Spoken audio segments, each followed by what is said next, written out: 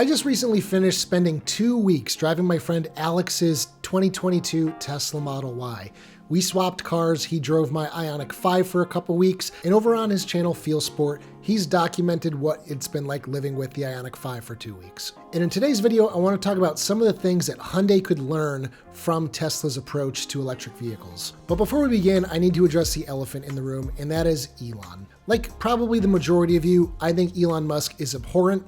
I don't use X, I don't use Grok, I don't use Starlink, so I'm really not supporting him in any way. But as I've done for the last 4 years here on the channel, I promise that I am always going to give you guys my honest takes and reviews on various things. And that is why this video on the Tesla Model Y, I'm going to be giving my honest takes on the engineering decisions behind the Model Y and what I think is good and also what I think is bad. My opinions on the Tesla Model Y are strictly from an engineering standpoint. And because I honestly don't care about making any money talking about Tesla, any ad revenue generated by this video, I'm going to donate to the International Rescue Committee. If you don't know what they do, they are trying to fill the void that was left by Elon's destruction of US aid early last year in 2025. They're trying to provide humanitarian relief across the globe now that US aid can't do that. If this video doesn't generate over $500 of ad revenue, I will donate $500 myself. And if you'd also like to make a donation, I am starting a fundraiser down below.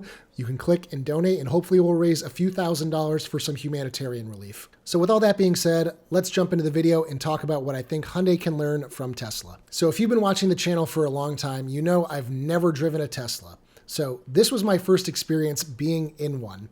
And I gotta say, it was honestly a pretty eye-opening experience. Along with the Nissan Leaf, the Tesla Model S really started the industry here in the United States. And because they've been doing this for so long, they've had many years to improve their cars and implement all sorts of cool features. So let's start with the first thing, and that is lack of start-stop button.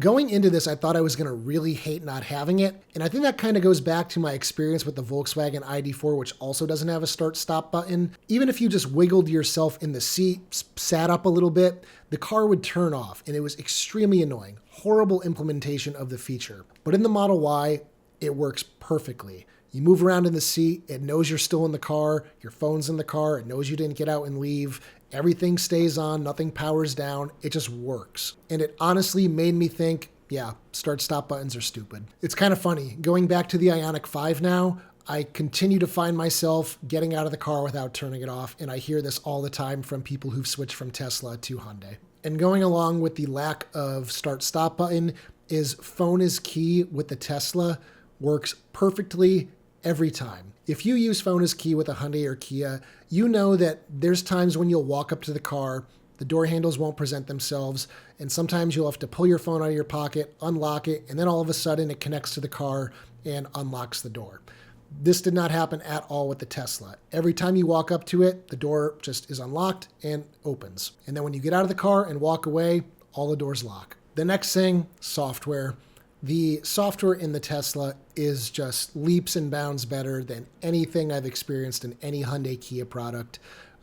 Everything works so fluidly, quick, snappy. Route planning happens really quick. You can edit the stops really easily. We know that Hyundai is moving to a system called Plios, which is going to be basically like Tesla's system where everything's on screen. You might have a few extra buttons, but for the most part, climate control is going to be on screen, navigation, all that stuff. So I'm not going to go too deep into it, but if you've spent any time in a Tesla, you know how good the software is. Another thing about the Tesla Model Y, so this was the performance trim, so it had the really good sound system, and boy, is it a really good sound system. It makes the top sound system on the Ioniq 5 sound like Fisher-Price. Just no comparison. Another common complaint I see a lot of people who've switched from Tesla to Hyundai or Kia is that one pedal drive does not work in reverse. And this kind of took me by surprise in the Tesla because I threw it into reverse and I have the muscle memory built for how the Ioniq 5 operates, where it just kind of keeps crawling a little bit. And here, once you start letting off the accelerator pedal, it comes to a complete stop. And I find it really nice. So I would love to see Hyundai make iPedal work in reverse. Next up, the seats and the seating material. These are some of the most comfortable seats I've ever felt in a car. I think after this would probably be the Genesis GV60. Those seats are also great, but These are really nice seats. And the seats are also so incredibly soft. The synthetic leather material that they use in the car, you push on it and there's just so much give. Unlike with the Ioniq 5 H-Tech's leatherette, it's pretty hard. And a lot of people have a lot of issues with wear and tear on it. You'll see it starting to crack and break apart, kind of on the side bolster when you get into the car. Here on his Tesla that he's had for like 3 years now, I think, I don't see any signs of wear. They look perfect. With all the cold we've been having, here is one that I really liked. Automatic heated seats and steering wheel. So unlike with the Hyundai, the Tesla, you can select auto for your heated seats and heated steering wheel. And what it will do is it will dynamically adjust the level of heating proportional to the inside cabin temperature. If, say, you have the air conditioning in the car set to 68 degrees and you get a little chilly, so you have the automatic heated seat on. If you click the temperature in the car up to 70 or 72, whatever, you will see the little lines delineating how much power the heated seat is putting out will go up. So the car is just saying, okay, the person's a little cold, let's boost the heated seat to warm them up real quick. I never found my butt to be too hot. I never found the steering wheel to be too hot or too cold. It just maintained a nice, comfortable temperature, and that's definitely something I can't say about the Ioniq. For 2025, they did give us a 2-level heated steering wheel, but even on level 1, it can be a little hotter than I would like on a long drive. Sentry mode. So basically what this is a built-in dash cam system, but it uses all the cameras around the car. So on the Tesla Model Y, I think there's 1, 2, 3, 4, 5 cameras, 6 cameras if you count the interior one, I think. But if it senses any motion around the car, it automatically records, and then you can download everything. There's actually a really funny YouTube channel called Wham Bam Tesla Cam, where it's basically just all sorts of crazy crashes caught on camera, and you have it from almost every single angle possible. So if you are in an accident, it could really cover yourself. And this is a system that Hyundai has in Korea. They just haven't exported it from their home country. So Ioniq 5, since the beginning, has had this dash cam system built in. Now, it doesn't have as many cameras, so it's not capturing as much of the surroundings, but it's still doing a good amount of video capture. But they're still not offering it anywhere else, and I don't know why. This is a feature that people really, really want. The Tesla app crushes My Hyundai. The Kia Connect app is an even bigger joke than My Hyundai. The app looks like it's from like 2010. It seriously looks like it was designed back in Android gingerbread days. Everything is super quick when using the Tesla app. Unlocking the doors, popping the frunk, opening the trunk. These are all things that can take multiple seconds in the My Hyundai app. It's just not as responsive. Another thing that the Model Y did really well is the headlights. Holy cow, these are great headlights. If you don't know what matrix headlights are, they basically can turn certain LEDs off and redirect their light beam so that you basically have high beams on all the time, but they're not blinding the car in front of you or cars coming in the opposite direction because it's kind of pointing them just out of that line. The Ioniq 5 headlights, on the other hand, even though they look really cool with the square pixel lights around them, they're just not great headlights. They don't have any adaptive functionality. They have an auto setting, so they'll automatically switch to high beam or low beam. Sometimes it works well. I've had times where I've had people flashing their high beams at me, so yeah, room for improvement there for Hyundai Ioniq 5 headlights. When it comes to cargo capacity, the Tesla Model Y has an upper hand against the Ioniq 5. I was shocked to open up the trunk and lift the false floor and see a gigantic, basically second trunk below. Just so much extra room in the back of the Model Y, and that's not even taking into account the very large front trunk of the Model Y. Now, when you compare that to EV6 or Ioniq 5, their front trunks just aren't even in the same league. I mean, you can fit a charging cable and a vehicle to load adapter in the front trunk of the Ioniq 5. In the front of the Model Y, you could fit probably 3 or 4 bags of groceries. Another thing I was really just blown away by was the efficiency of this Model Y performance. Even though it's the high-performance version of the car, the efficiency was insane considering the outside temperatures. The car was also riding on Alex's new set of Vredestein all-season tires that he got. I think they're called Quatrack or something. But he installed these a few weeks before he gave them to me, so he had a few hundred miles on them, and tires are their least efficient when they're brand new.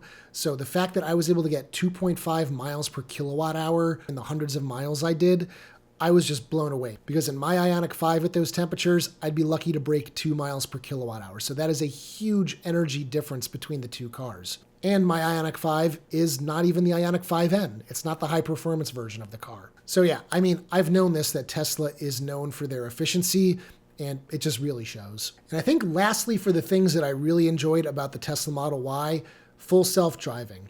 Now, Alex has an older Model Y, which has hardware 3, which isn't capable of running the newest versions of full self-driving, but this was the best I was going to be able to experience for these 2 weeks. So we paid the $100 subscription to get it, and I did a road trip from Boston to Kingston, New York and back. I also used it going to Central Connecticut and back to Boston, and then I also used it bringing it back to Albany. So I probably ran the system for at least 500 or 600 miles, and once I got the hang of it and figured out which settings to leave it in, it was just eye-opening how capable the system was. It's just on a whole nother level compared to highway drive assist in the Ioniq 5. You guys know that I use a Comma 3X in my Ioniq 5, which does improve the system dramatically. But even that is still not anywhere near as good as full self-driving because FSD does automatic lane changes.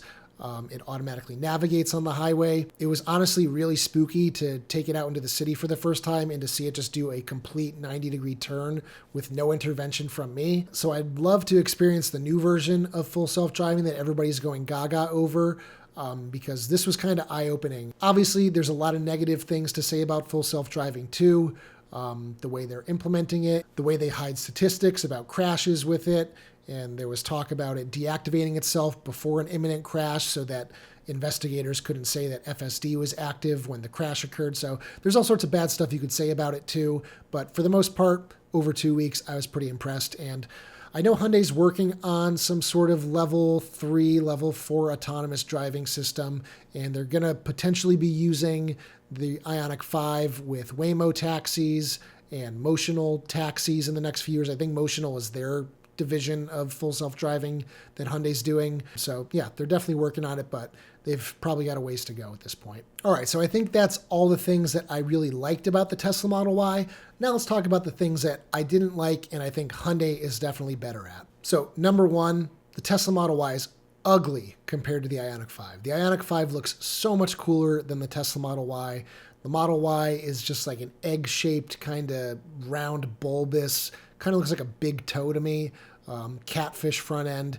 It's just not an attractive car to me. I would take the Ioniq 5 every single day over the Model Y just in terms of styling. The center console in the Model Y is gigantic and it cuts into your knee room, has tiny little cup holders.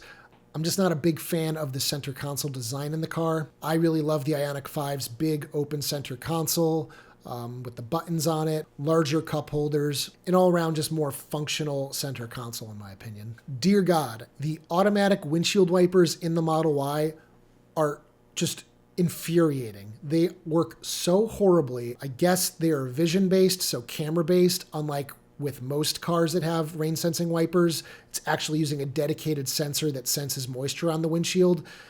The Ioniq 5s aren't great either, but man, there were times where I wanted to rip the little bit of hair out of my head out because they just worked so bad in the Model Y. And if you have FSD engaged, even if you have the wipers off, if it's like barely a mist outside, it will automatically turn them on again. And there were times they would turn on when they were really not necessary, and they would just streak all sorts of crap over my freshly cleaned windshield. Rearward visibility in the Model Y is not great. Because the trunk slopes so shallowly on the back of the car, you really have this really narrow little gap to view out the back. And the Model Y doesn't have a digital rear view mirror like the Ioniq 5 Limited does. So you're basically just kind of looking out through a little crack. Another thing about the Model Y, there is no blind spot monitoring system. So if somebody's sitting in your blind spot, unless you're looking at the screen and looking for what cars are around you, it's not telling you. And when you get used to having a blind spot monitoring system, you just kind of naturally use it all the time. So there were a few times I went to make a lane change and there was a car just sitting in my blind spot because I was so used to using the system in my Ioniq 5. So this next one really pertains to me and my parking garage. Our parking garage, I think the ceiling is 6'8" or 7 feet maybe. It's really low.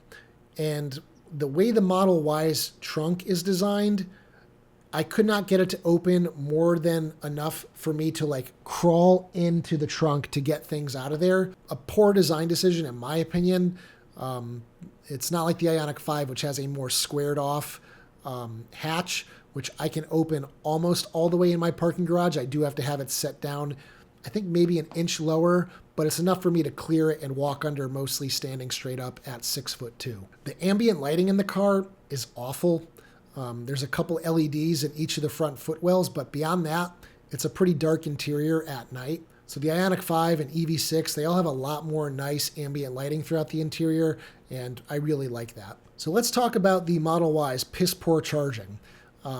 God, they have had so many years to make the Model Y's charging decent, and they just haven't. The car charges so poorly. Looking at the charging speed, you plug in at 5 to 10%, it immediately shoots up to 240, 250 kilowatts. And within like a couple minutes, it's just crashing down to like 150, then 100, and then 75, 60 kilowatts. And you're just like, oh my God. When you're used to an Ioniq 5 or an EV6 that charges so quick for so long, the new Ioniq 5 and EV6 will hold 250 plus kilowatts for minutes and minutes. But it is kind of a two-sided issue here, because what the Model Y doesn't have in charging speed, it makes up for in efficiency.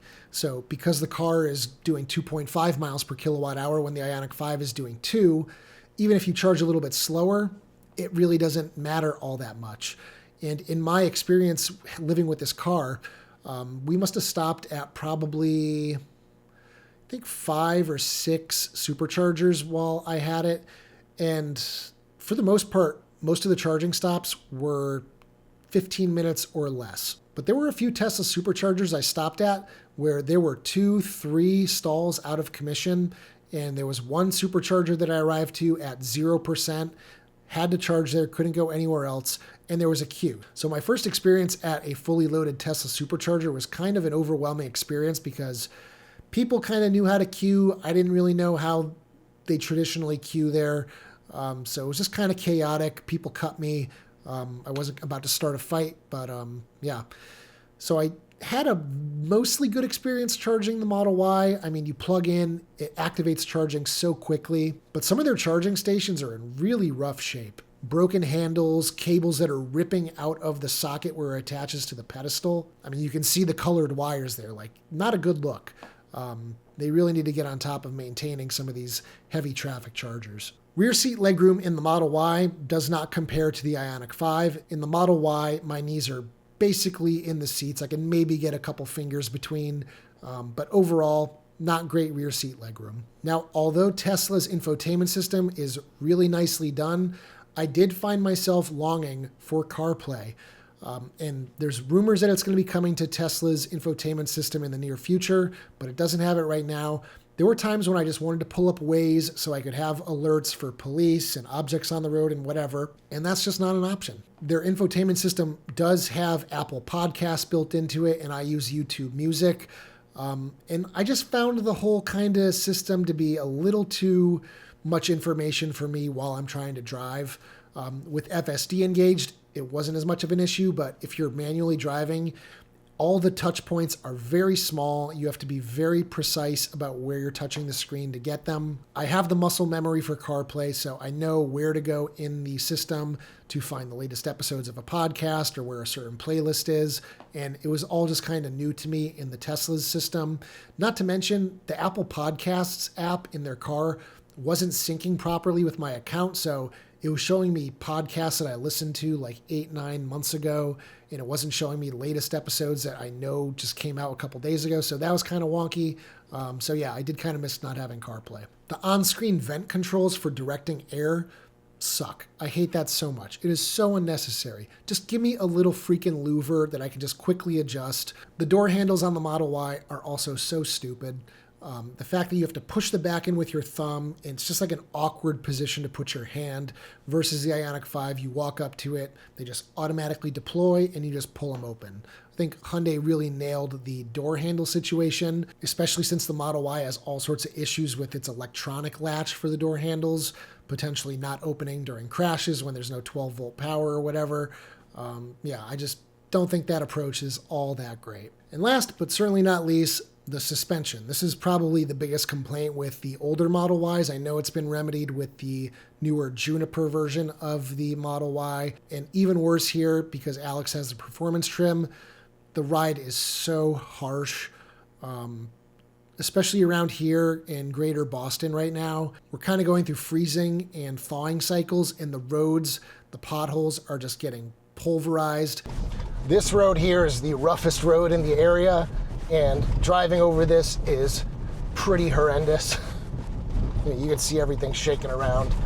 It's just such a rough ride. I really could not live with it on a daily basis. This is where I think the Ioniq 5's softer suspension is really nice.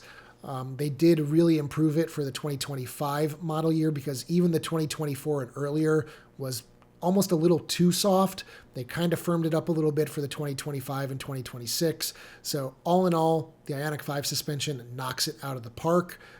This Model Y, I just found myself having my teeth rattled out of my head at certain points. So I think that is the end of my list. Tesla does a lot of stuff right, but they also do so much stuff wrong, which is why it is nice that we live in a world where there are options. But I think Hyundai has a lot of runway to really improve the next generation Ioniq 5 and Kia the EV6. I'm happy that I finally got the experience. I felt like I was kind of doing an injustice by not having the perspective of what it's like to use a Tesla versus the Ioniq 5, because a lot of you are coming from Teslas to Hyundai, and some people are going vice versa from Hyundai to Tesla, namely because of the ongoing ICCU issues that continue to plague these cars. I don't fault anybody for making the decision to do one or the other. So yeah, that's going to do it for this video. If you liked it, give it a thumbs up. Check out my store at ioniqguy.com for all sorts of accessories for your Hyundai, Kia, or Genesis electric vehicle. Be sure to head over to Alex's channel, Feel Sport, link down in the description below, where you can check out his videos on his experience with the Ioniq 5, as well as a video him and I are going to shoot together where we just kind of banter about our experiences. Again, if you want to donate to the International Rescue Committee, there's a fundraiser button down below. Help me raise a few $1,000s for a good cause. And as always, I will see you guys in the next one. Take care, everybody.